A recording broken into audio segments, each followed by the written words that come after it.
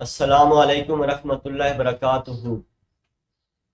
Hakim Javed Iqbal the herbal इस channel की तरफ से आपकी खिदमत में हाजिर है। सबसे पहले दुरूद पाक नबी मेहरबान हजरत मोहम्मद मुस्तफ़ा सल्लल्लाहु अलैहि वसल्लम पर मैं भी पढ़ता हूँ, आप भी पढ़ें।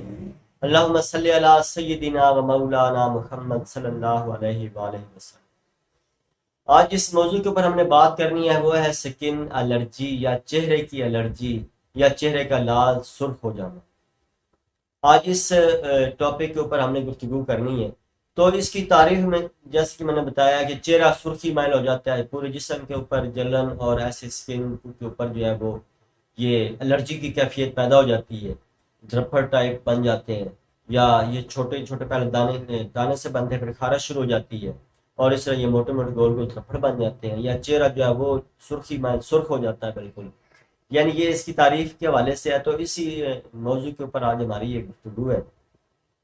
तो इसके असबाब के हवाले से ये है कि इसमें गर्म और मुहर्रक ग़िज़ाओं का ज़्यादा इस्तेमाल है या तुर्श ग़िज़ाओं का, खट्टी चीज़ों का ज़्यादा इस्तेमाल, जैसे बीबियाँ अचार वगैरह या इस टाइप की जो ये गोलगप्पे वगैरह खट्टे पानी बना के पीना या दही भल्ले वगैरह या इस टाइप की जितनी ये बादी चीज़ें हैं या गर्म और मुहर्रक चीज़ें हैं, इनका ज़्यादा इस्तेमाल करेंगी तो लाजिम बात है उसके इफेक्ट भी पैदा होंगे।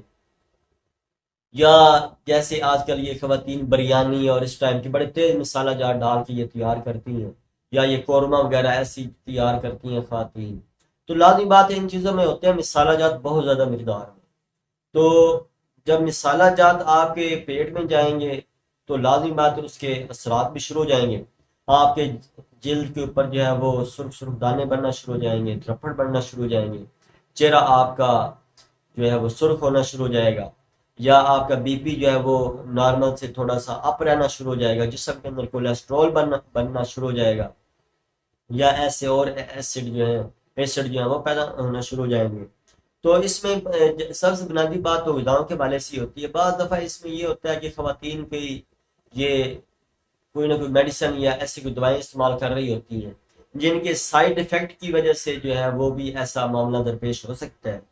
या ये बाद दफ़ा ये मैदे और जिगर के अंदर गर्मी पैदा हो जाती है, मैदे और जिगर की गर्मी की वजह से या ये बुखारों की वजह से बाद दफ़ा कोई ऐसा बुखार चढ़ जाता है जो महीना महीना दो दो महीने ठीक होने का नाम नहीं लेता। तो मेडिसन के बेदरेग इस्तेमाल की वजह से भी ये मसला दरपेश हो सकता है। तो इसकी इलामात के हवाले से जैसे कि तारीख में असबाब में मैंने आपको बताया कि इसकी इलामात बिल्कुल वाज़ेह होती हैं। चेहरा जो है वो लाल सुर्ख नजर आएगा या चेहरे के ऊपर बारीक बारीक दाने बनना शुरू हो जाएंगे या जिल्द जो है पूरे जिस्म जो है उसके ऊपर छोटे छोटे थप्पड़ बनना शुरू हो जाएंगे, उनमें खारिश शदीद होगी और वो थोड़े से आम जिल्द के हिसाब से थोड़े से नुमाया भी होंगे। यानी वो थोड़ा सा जैसे कह लें कि थप्पड़ टाइप होता है। वो हमार जिल्द एक तो होती है हमार जिल्द, तो हमार जिल्द से थोड़ा सा ऊपर करके वो उठ जाती है जगह। यानी वो तकरीबन ये दो दो के सिक्के या पाँच के सिक्के या 10 के सिक्के जितनी उसकी मिकदार होती है। तो यानी ये एक वाज़िया नजर आने वाली चीज़ होती है जिन और शदीद खारिश होती है उसके अंदर। यानी ये इसकी इलामात के हवाले से है और प्यास ज़्यादा महसूस होती है, पेशाब जलकर आना शुरू हो जाता है। तो इसमें जो आज दवा के हवाले से मैं आपको बताने लगा हूँ, तो दवा पहले तो हमने अपनी ग़िज़ाई इलाज करना है कि ग़िज़ा हम कौन सी ऐसी इस्तेमाल करें ताकि हम ये जो ऐसी बीमारी हमारे अंदर पैदा हो गई है ताकि ये दूर हो जाए। तो उसमें आपने गर्म और मुहर्रक ग़िज़ाएँ जो उनका बिल्कुल इस्तेमाल छोड़ देना। पकौड़े समोसे तली हुई चीज़ें जो है उनका इस्तेमाल छोड़ दें और ऐसे जो चटपटी चीज़ें जो हैं जिनमें ये दही भल्ले वगैरह हैं, गोलगप्पे वगैरह हैं या इस टाइप की जो चीज़ें हैं वो आप बिल्कुल छोड़ दें। बिल्कुल ना भी छोड़े तो कम से कम जिस दौरानिए में आपको तकलीफ ये हो रही है तो उस दौरानिए में ये आप इससे थोड़ा परहेज कर लें। और अगर खाना भी चाहते हैं तो इसको ये गैप दे के खाया करें। ये रोज़मर्रा की रूटीन ना बनाएं आप, बल्कि इसको चंद दिन के बाद एक दो दिन खा पी लिया तो कोई मसला नहीं पैदा होता। लेकिन जिस चीज़ का बेदरेग इस्तेमाल किया जाता है, जिस चीज़ की बहुतात कर दी जाती है, तो लाजिम बात है उसके साइड इफेक्ट भी पैदा होना शुरू हो जाते हैं।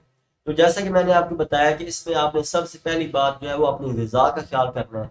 कद्दू टींडे ऐसी जो सब्जियां उनका इस्तेमाल करें, खीरे खाएं आप, चिकंदर का आप इस्तेमाल करें। चिकंदर आप अपने सलाद के अंदर बतौर सलाद आप खाएं, चिकंदर का जूस बनाकर पिए, खीरे का जूस बनाकर पिए, आप कद्दू का जूस बनाकर आप पी सकते हैं। यानी ये ऐसी जब आप ग़िज़ाएँ खाएंगे तो इंशाल्लाह ये ऐसा ऐसा जो खून के अंदर जो गर्मी मौजूद है वो इंशाल्लाह ऐसा ऐसा ठीक हो जाएगी, और आप ये जो जिस्म के अंदर जो नुमायां जो खारिश, ये एलर्जी जो पैदा हो रही है, जो चेहरा लाल हो जाता है आपको, तो ये ऐसा ऐसा ठीक हो जाएगा।